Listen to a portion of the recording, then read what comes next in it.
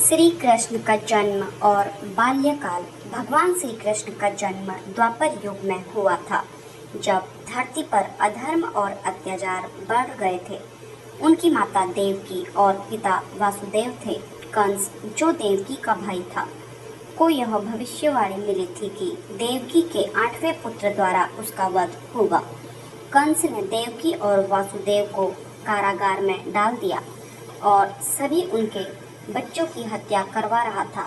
जब देवकी ने कृष्ण को जन्म दिया तो वासुदेव ने भगवान कृष्ण को एक टोकरी में रखकर यमुना नदी पार की और उन्हें गोकुल के नंद बाबा और यशोदा के घर छोड़ दिया।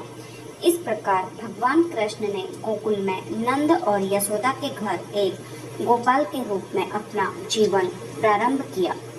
गोकुल में कृष्ण ने कई अद्भुत कारनामे किए। उन्होंने अपने दोस्तों के साथ मिलकर कई राक्षसों का वध किया और अपने बाल रूप से ही गांव वालों को सुख समृद्धि प्रदान की। उनका प्रसिद्ध माखन चोर रूप बहुत लोकप्रिय था। कृष्ण ने दूध और माखन चुराकर गांव वालों के दिलों में एक विशेष स्थान बना लिया। कृष्ण और राधा की कथा।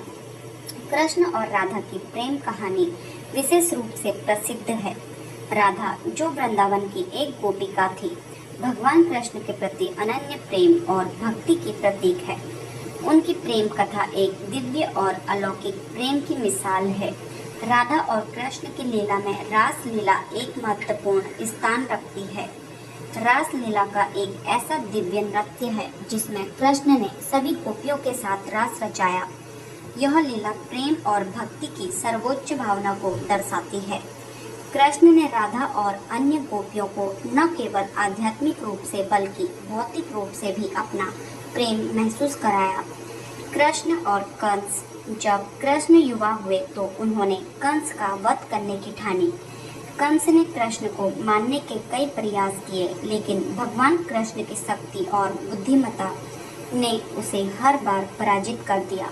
अंत में कृष्ण ने कंस को युद्ध में हराया और उसकी अत्याचार की परंपरा को समाप्त किया। महाभारत और भगवत गीता।